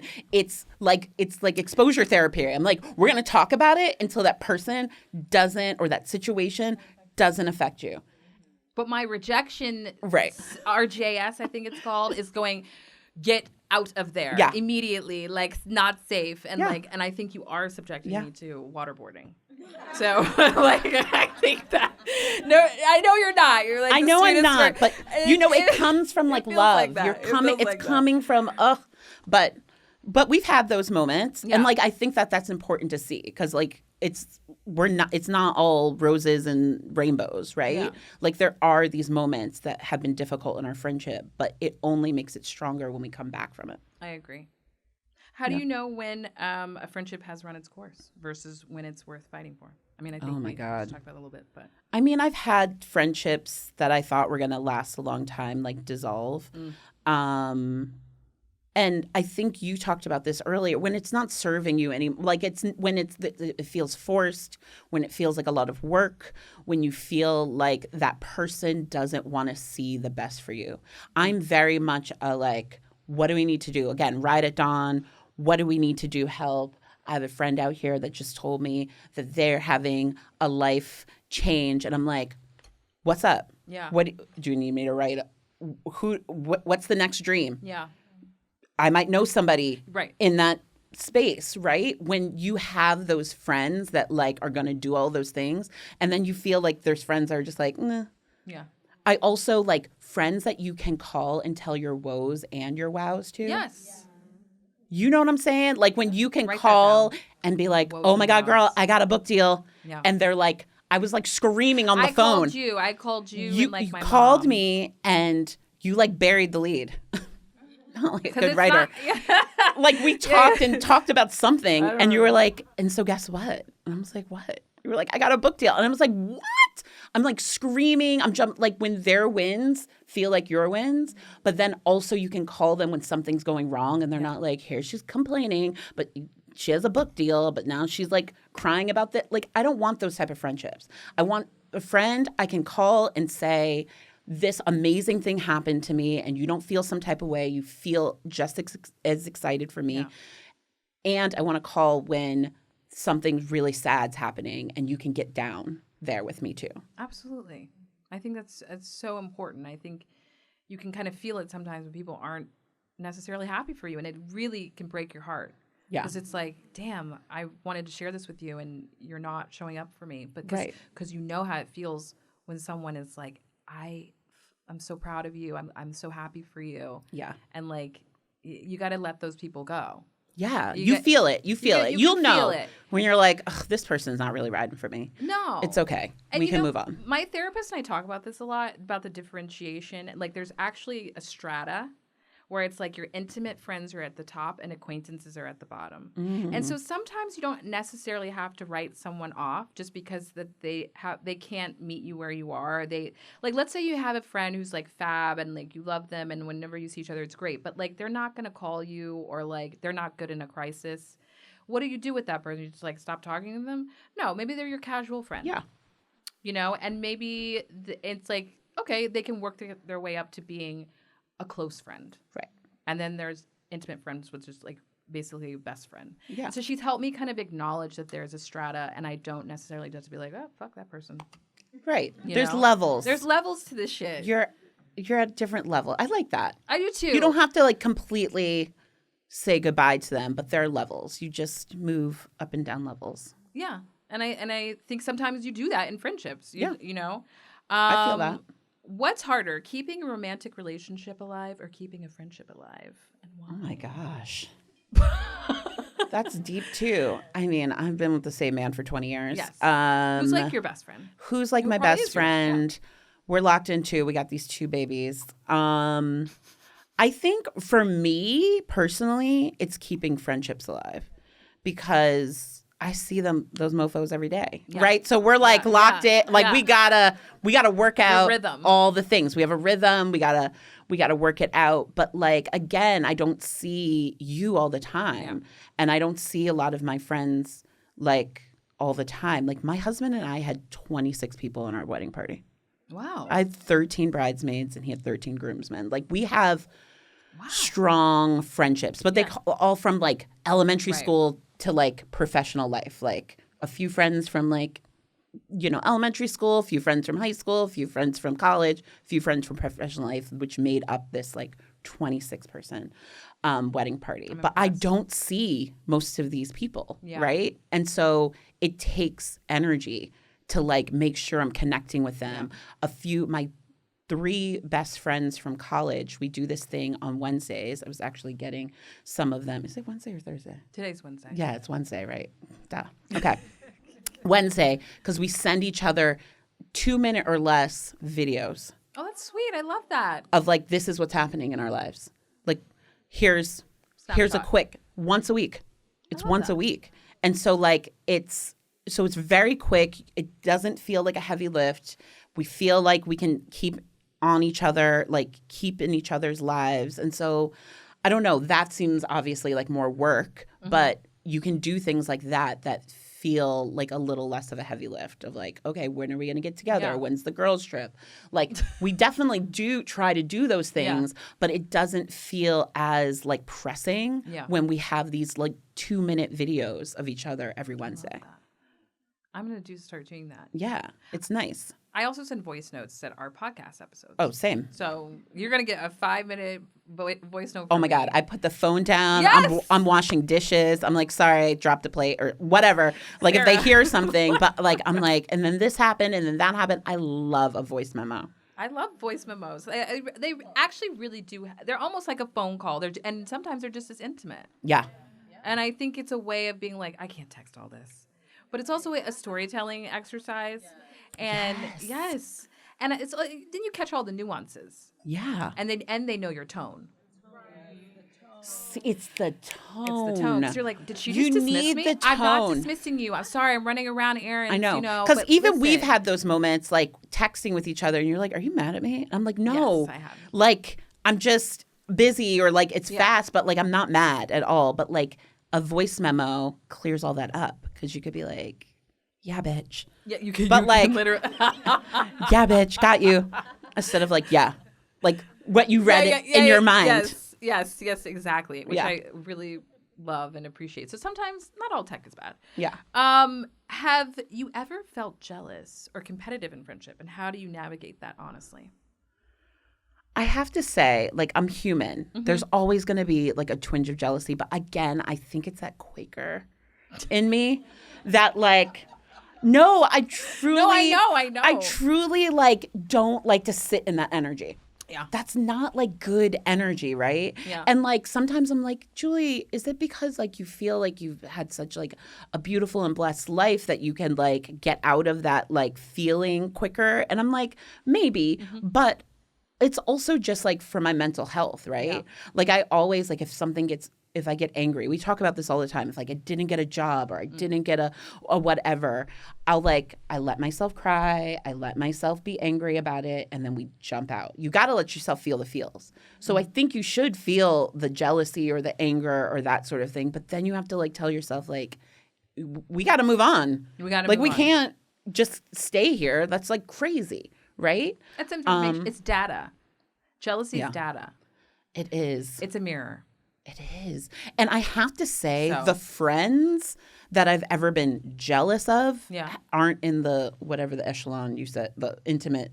Oh, yeah. You know what I'm saying? Yeah. They're not like the friends that Right. like I would consider like my intimate close friends. They're like friends, but I'm like, oh, I wish that would have happened for me or whatever. And I like let it go. But like my intimate friends, I'm always just like, yes, let's fucking go. Like, I get so excited. I get so excited for I it. get so excited for like my close friends. Like it just brings me so much joy to see them win. As an Aries, I am a big cheerleader. I'm like, let's go. You're a goddess. You're amazing. Yeah. I'm like, you can do this. Let's like harness this energy. You are the friend that Activator. I call like when I need to be reminded who the fuck I am. And you're the friend that I call when I need to be reminded who the fuck I am. No, it's true. Like I'll be like, like the imposter syndrome comes in. I'm like, like what's going on? I don't know what I'm doing with my life. Like I just feel like I'm like running in circles and stuff. And I call you and you're like, you did this and you're doing that. And you run down not only the resume, but then you're like, you're this type of person. And remember that time when you did this for me, or like you were this type of friend. And it doesn't even have to be the professional stuff. Like I said, it's the personal stuff too. But like you remind me, and I like get off that phone. Like I'm like it. Yes. I'm her. You are her. Like, you're my but friend. like you need those people in your life who remind you who the fuck you are. Like you have to have those friends who you're like, I just feel like gross and dumb and like I'm not doing anything with my life. And then I call you and I'm like, no. Where's my checks? Like, you know what I'm saying? I'm like, I mean, there are times, I'm telling y'all, Marjon is like, why don't you have this? And where is this? Like and that. Where's your show? And where's and why aren't you the editor-in-chief of da-da-da? And I'm like, whoa. Like, I didn't even think I could do all of these things. And you tell me I can. And I'm like, wow. I like to plot with you because I'm like, I wish I had a tangible skill set like you do. I have I have soft skills. Like I can talk into the ether for hours. That's not like a hardened skill. You have like literal skills set of like, I can take this number and these data and I can look all this stuff up. And I'm always like, you need to become your own boss. You need to do this. You need to go to these brands, Estee Lauder, open the door, be like, hey, I'm a consultant. I'm this. I'm Marjon has gone as far as crafting an emails for me. Just here's the email that you need to write, but plug in the person's name. Here's the brand. Send it out. Like that is the type of friend she is. Like she's crafting the email for me. Yes, but you don't do it. And I haven't done it. Like what? I'm telling you, life would be a lot better if everyone just listened to me. And that's what. Okay, I really haven't. It's so funny. Like she will sit up here and craft emails, and she'll be like, "So did you send them out?" And I'm like, "No." You're sitting on $1 million industry, and it's you. Yeah, that's how I look at my friends. I really. But now I have all these witnesses who are gonna be like, "Did you do it? Did you do it?" They're gonna slide in my DMs like, "Did you send Marjon's templated emails?" I'm upset. I have a question then, because I'll be upset when you don't do something that I tell you to do. Have I done something? Have I not done something that you've told me to do? Like gave me advice on? Oh yeah, I'm sure. I'm sure. You're like, yeah, your entire love life. Your entire love life. I was about to say, do you want me to bring that up? No. I love him too, for many reasons. But there was also many reasons why I was like, girl, like we got to move on at some point. But also I'm that friend, again, who's like ride or die. Yeah. Like if this is what you want to do, we will figure a way to work through this, right? But would I like you to do this thing over here? Yes. But if you're going to be over here doing this, I'm here for you. And we're going to work through it, right? And so I think that was definitely one thing that I was like, I don't think this relationship is serving you as much as it should. Mm-hmm. But we stuck with it. But now look at us. We got book deals and live podcast tapings. Like we let that go and like look at you ushered yourself into a whole new era. I did. And I couldn't have done it without my girlfriend. Tried. Okay. My girlfriend. Thick and thin. What advice would you give someone who's struggling to make friends as an adult? We kind of talked about this, but yeah, purpose, but I don't know. Like, you have to be vulnerable, right? Yeah. Like, you just have to put yourself out there. Like I said, I manifested this. I was like, I need to be friends with this person. I just felt that our spirits would align, and they did, thankfully. But like sometimes you see someone and you're like, I just dig that person's vibe. I like what they're putting out there. And I felt that with you, and it worked, right? So I encourage people, I think, to do that. If you see people out there, people are lonely. People are lonely. People having whole conversations with ChatGPT and relationships and like all of these things, and people are lonely. So like there's obviously people out there that want friendship. Yeah. IRL friendship. Mm-hmm. And you could be that person, or you could be each other's people, you know? Yeah. So like just shoot your shot. Like it doesn't have to be romantic. It can be just a friendship. I completely just slide. Agree. I've had friendships that just people have slid into the DMs and been like, I live in Harlem too. Let's grab a coffee, and grab a coffee and then we're friends.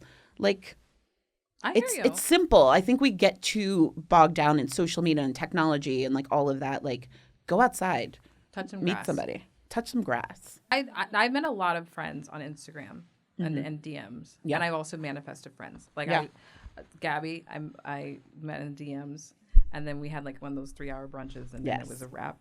And then Mara, I manifested you because I thought you were the coolest woman in the world. I love you, Dan. Mara and I danced in the same dance company when we were younger. Right. Just gonna say, we didn't know each other then. Yes, but I remember that. We figured that out as adults, but.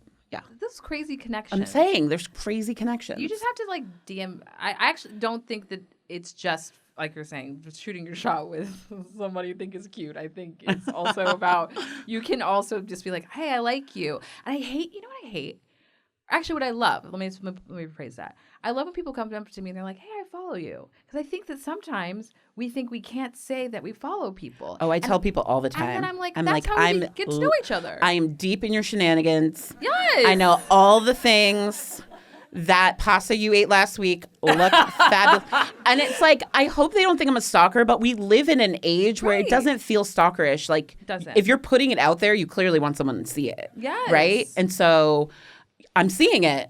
I'm one of the people that are seeing it. So, like, let's go get that pasta again together. I completely agree. And I think I like that because I want to deter people from thinking, oh, I can't say hello to someone that I follow. Right. That's parasocial shit that like social media has created for us. Like the other day I was in the elevator in this building and this woman was like, I follow you. And I was like, oh, hi. I love it. I'm like, yes, you're like down for the bullshit that I put out. Exactly. Like, I'm like, well, I get a little embarrassed sometimes. I'm like, oh shit, like, what have you been watching? Like, right. This is what I'm saying because it's like my children and vagina talk. Yes. Like, you know what I'm saying? Like, if you follow me, there's a lot of. I wrote a whole story in Cosmo about the beauty regimen in which I indulge from my vagina. And wow, Roz, there's like lots of vulva care out there, guys, and we should be. We focus right here all the time. Mm-hmm. They need our attention. Can you send There's a lot going on down there. We're doing a lot with her in that area, and we're not using the products that are out there to like help. I'm not talking about like douching and stuff. We know that we're not supposed to do all that. But I'm talking about like there are like oils and creams and there's steams you can do at home. There's like all of these like nice fancy things. You talk about putting, milk in your bath. Like it's like we gotta take care of her. She takes care of us. Can you send me that link? Yeah. Yeah, thanks. I think everybody wants that link, right? Yeah. Okay. I think that story was called, I think it was a few years ago. It's like, my vagina has a 10-step beauty regimen. It's very Cosmo. K-beauty. Very for Cosmo. your vulva. Yeah. Yes. So dumb. K-beauty for your vulva. Yeah. I love that. Okay. What advice would you give someone whose friends suddenly ghost them? Ooh. Bye. Like you said, blocked. Be blocked and blessed. You know. Like, I don't know. Are we saying ghosted them because it stopped returning calls? Because like they're going through something, or because they're being a bitch? Well, they're going through something that your friend's in a personal crisis, and you just have to like let them come back to you. But if there's I been believe a in giving space. Right? I see you like I won't allow certain friends to ghost me. Right? You know what I'm saying? Like you could like. But that's what I was saying earlier. It's like, sure, Marjon hung up the phone on me. Cool. I have. I'm going to give her, she has. I'm going to give her like 24 hours and then maybe 48. And then I'm going to gently text and say, I'm thinking about you. I love you. She's going to ignore it, which is fine. And then another 24 hours, 48 hours later, I'm going to gently text again. And again, it might take some time. Yeah. But, like, if you really are locked in and love that person, you're not just going to let them ghost you. You know what I'm saying? No, I agree. There are some people who are like, all right, well, I don't have the energy to be texting you every 24 hours to see if you're okay. Yeah. And, like, that's no shade to them. It's just, you just know the type of person. I don't know. You just know that it's not worth it. And I think it can be sad. I've lost friendships. I was just going to say, I was like, I feel like that this last year I did. Yeah. You talked me through it. Yeah. Because I was like, I'm doing all the things I'm supposed to be doing. I'm trying to like create space for us to like talk through the issue. And it's like, it's gone. It's gone. And you kind of have to, it's very sad, but you have to let it go because. It is very sad. I mourned those, I wasn't even friends with those people, but like I mourned those friendships for you. Right. We talked about it a lot, and, like, I was sad with you. But, like, at some point, I was like, you just got to let them be. It's their loss at that point. You've tried. You've done the things. You got to be blessed, and like move on. Yeah. And I think also I really learned that, like I was saying before, quality over quantity.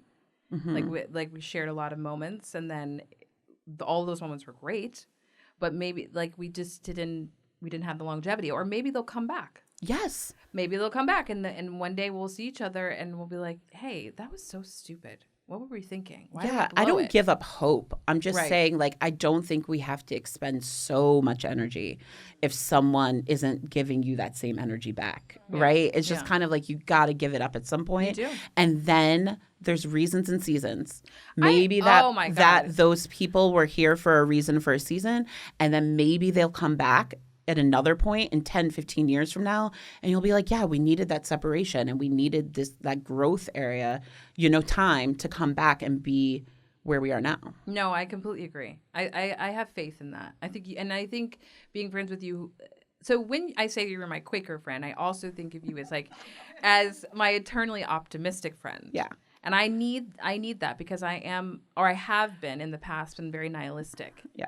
And I'm like frank and cutting and all these types of things, and that's like, but I am really soft at the end of the day, and I need to remember that like I bring the softness. You bring the softness out of me, and the amount of times Marjon's been like, "Here you go, being Quaker again," like here comes Kumbaya Julie, and I'm like, I just think you gotta think about things differently. We can all get along, and you're but like, I appreciate no. that.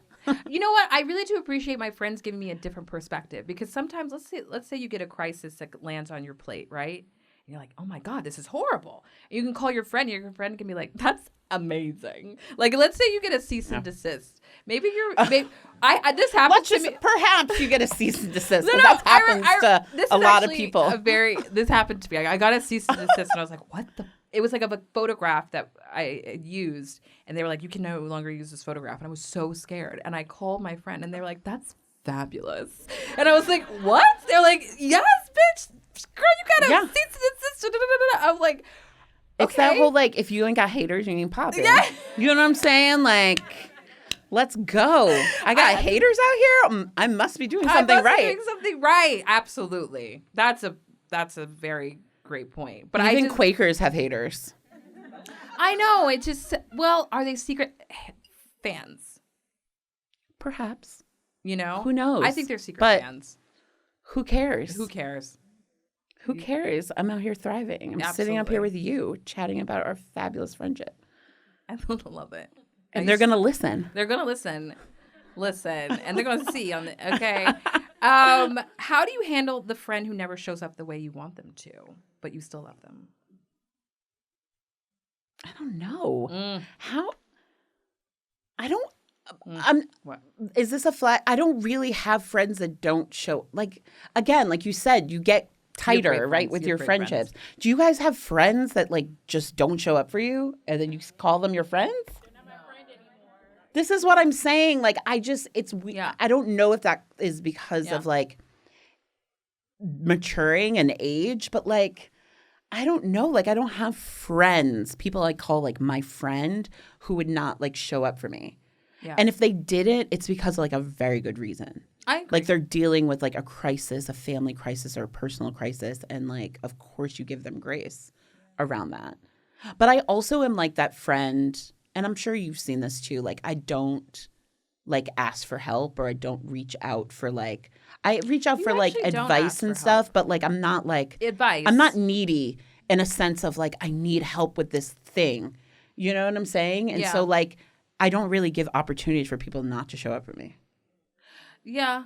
I mean, you do know that you can ask me for help more. For sure. Okay, because I was like, you don't really ask me for... I feel like I actually come to you so much and I feel a little bad because I know that you're a mom and you have responsibilities. To all my mom friends here, the fact that you guys even answer my phone calls and texts and show up and like... But again, it's also like... because we're like locked in for like an hour and a half when we're on the phone, it's also like a little escape. Like I said, I'm like, yeah, dinner. You're like, hubby, you're doing dinner and bedtime and all the things. Yeah. And like, I can get away from being mom. Like, I mean, they sometimes bust in the room, like always. She's like, what are you talking? I'm like, I'm telling him to leave the room. Yeah, you're because like, I'm on the phone with Auntie Marjon. Like, I'm like, leave. Sorry. Right? She's like, what did you say? And I was like, it's Nadir Yeah. in here asking me to wipe his butt or something. And I'm like, why are you off the toilet if your butt's dirty? There's a lot going on. And then I like tell you some ratchet ass story about being single. Like it's like absolute. I love the. But I also the like paradox. love to live vicariously through.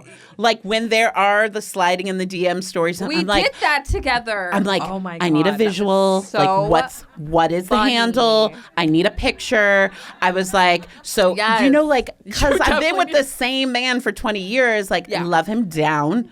But I like to live vicariously. Like, what's going on? Are we swiping left and right? Like, what's happening? Like, give me the juice. You're good for that. Like I love giving it to you because I'm just like, okay, I know that Julie's gonna not judge me and she's gonna give me really great advice. Like, I'm you like, help oh, me with he's some DMs. fine. I'm like, Do you remember that? Yes. That was fucking hilarious. I was like, this is what you say. Yeah. This is how you say it. Meanwhile, I'm like, in my head, I'm like, I'm not the person who should probably be writing this. Like, the No, last you're time I very flirted much. was 2005.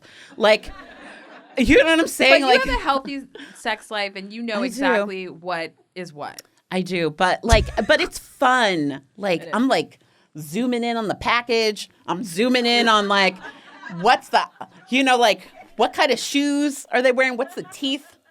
The teeth clean and straight? Like, you know what I'm saying? Like, all of those things, I'm like, I'm in there. I'm love it. appreciative I of it. love it. I'm deeply appreciative of like having that outlet of being like, I think that, this is going on. And you have like a wealth of knowledge. And because you're obviously in a beautiful relationship. So I'm like, I'm going to ask you for some advice. And you're in it with me. Yeah. And I'm you like, never ooh, make he me looks feel like he can bad. throw down. Yeah, you do tell me shit like that. You're like, Come on. Are you not the "Ooh." friends who are like, oh, he looks like he could break your back? Sometimes you need your back broken. Most times. You know what I'm saying? Like, I don't know. I'm not friends. God. We're going to get you laid. We're going to get you a ring. We're going to get you a baby. Like, let's go. Let's go. I'm ready. You know what's sad?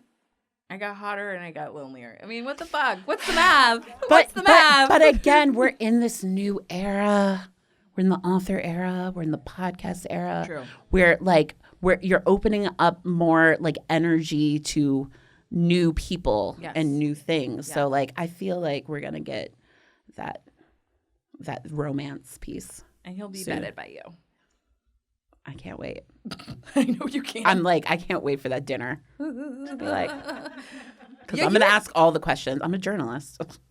I have all the questions. Listen, I know. Don't be wasting my girl's time. Pay her $1,000. Pay her $1,000. You trying to get married and have babies? Let's go. What's your timeline? But I love that because it should be coming from you rather Yeah, than me, you know, because I'll do all the dirty work. Okay, fabulous. I love this. Yeah. Do you think it's possible to take a break from a friend the same way people do in relationships? Yes, You do. I think so. I think people need time. Yeah. We're all going through so much stuff. Like, I think it's so hard because social media just makes it seem like everyone is like winning and doing the things and like you don't see the bullshit. Mm-hmm.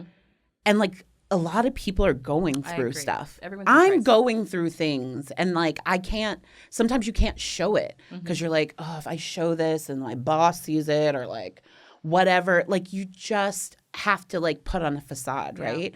And so I do think that there is times when people are going through things that you don't see and you got to give them a moment to go through them. And if that means they can't show up as a friend or you can't do your friendship thing, then you gotta, because it's not malicious. It's not something happened like to you and your friendship. It's more like you have to allow them to like go through it. I don't know. You know? I think we were talking about this earlier. I think reasons and seasons, or maybe you can come back and be like, that was so stupid. Yeah. We could have talked about that, or like it was a Or misunderstanding. I could have shown up for you. Because again, I think it's not even just like misunderstandings between the two people. I think it's like what's going on in their life. Yeah. You know what I'm saying? Absolutely. Like, people can break down and they won't share it. yeah. And you could take it personally. Yeah.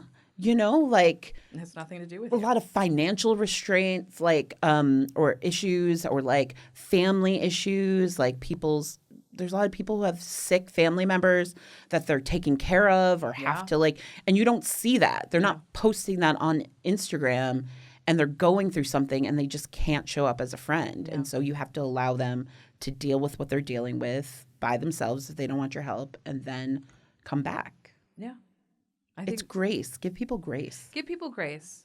And then there's like the fine line between that or like you're being ghosted as well. Yeah. You know, at the same time, there's that thin line too. So it's Yeah, but that's when you try to do the investigation of like why I'm being ghosted, and if like it's not checking out that there's a sick grandmother or something, like then you know, I don't know. Like if you're seeing that it's more personal rather than what's going on in their life, then you got to let it go. But I think people are struggling.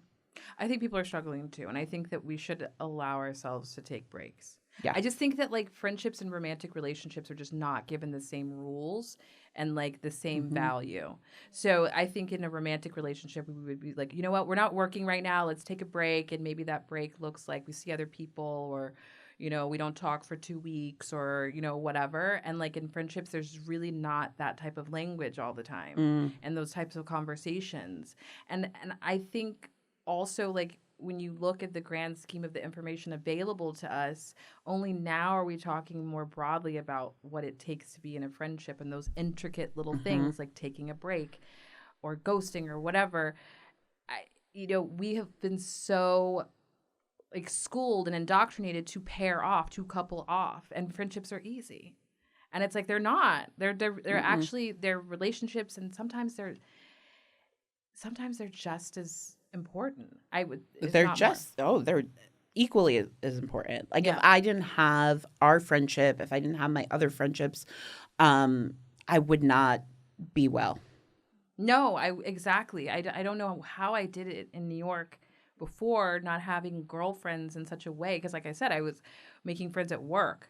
But I wouldn't talk to those people again because, you know, they would go on to the next bar or the next restaurant or whatever. And I'm like, damn, you know? Yeah. So it's wild that I did that. But even like we were talking about this too, like my husband, like he gets it, like what I do, but he doesn't really get it. Right? You know what I'm saying? Right. Like he's like, you got to go where at 9:00 at night? And I'm like, you don't get it. Like, I got to go and do this thing, and there's an event, and I got to show my face, and there's an advertiser for the magazine. And, like, he's like, sure. Like, I know I can call you and talk to you about those things, or even, like, stressors. We were talking about this, like, because we're journalists and storytellers, it's so cool that, like, I have someone to talk to about, like, a story I'm working on. Like, a cover story, mostly the cover stories, because those are the ones we have been blessed enough to write really amazing cover stories on some of the biggest stars there are, and like hold intimate space with these people. I mean, I got naked with Lotto. You did? I did. Remember? We got a massage. We got it like that. Wait, what? Well, we weren't just like. Oh yeah, I was like, what? What are you talking about? That chick has a BBL and does. 3, like she did not need to see this 2-time postpartum body. Well, but she did, but not like that. We got a couples massage together, and I interviewed her while we were getting a massage. I'm obsessed. And I did yoga with SZA. Like, you know, like there's all of these, and you have your stories too with all these amazing people that we've interviewed and like held space with. And like that brings a level of like anxiety and stress that sometimes your partner doesn't understand. No. I'm like, babe, like this interview I just did with Tracee Ellis Ross, like Diana Ross is going to read it. I don't think you understand how the pressure of like what I'm dealing with now. I now have this 2-hour-long transcript that I had, and now I got to put it together and create a story.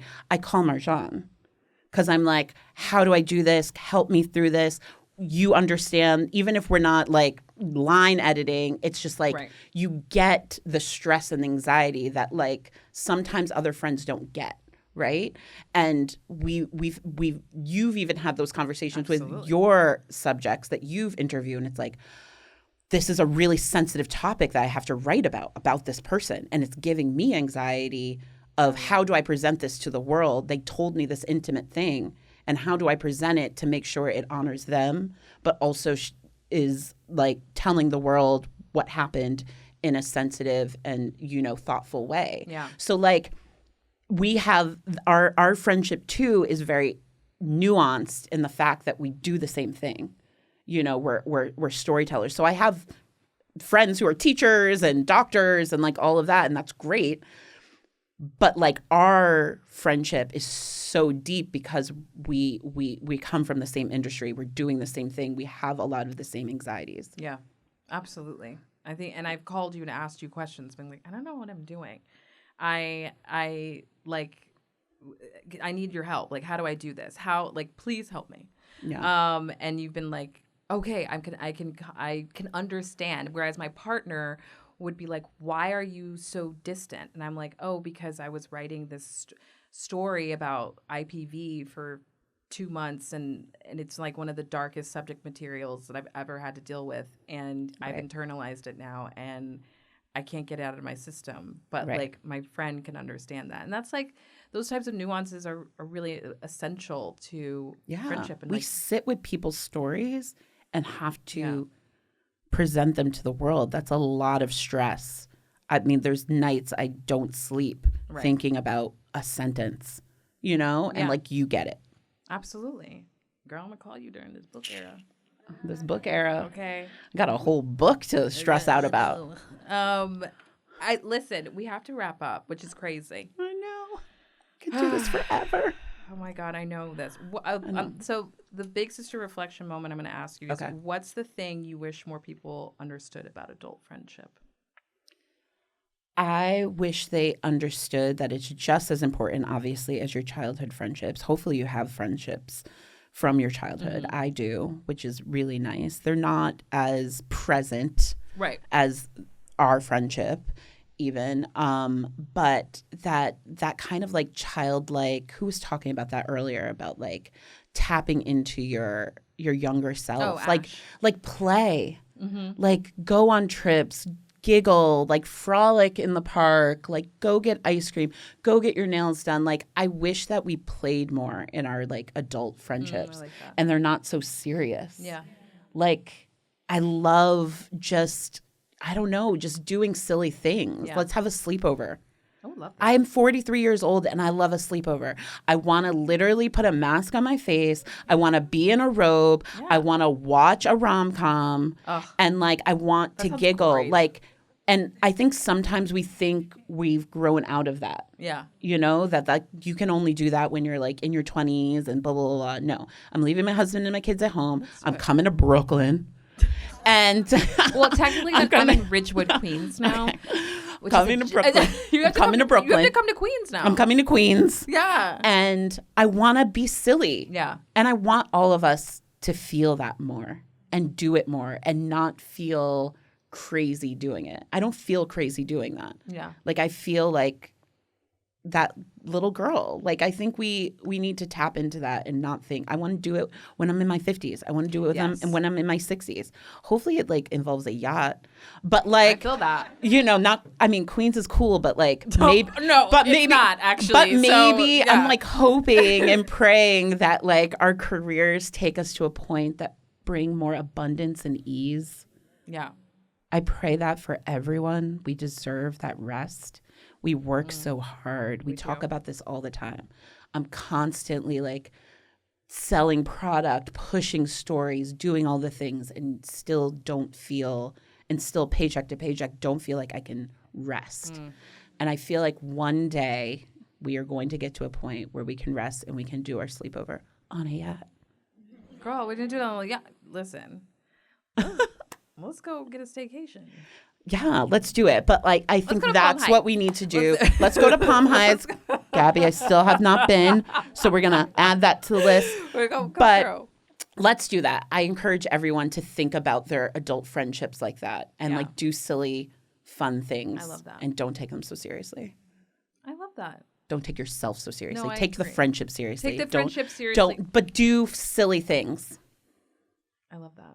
Yeah. Like this. Like this. Like, oh my God, thank you God, so thanks, much. guys. Give it up for Julee motherfucking Wilson, my best friend. You're so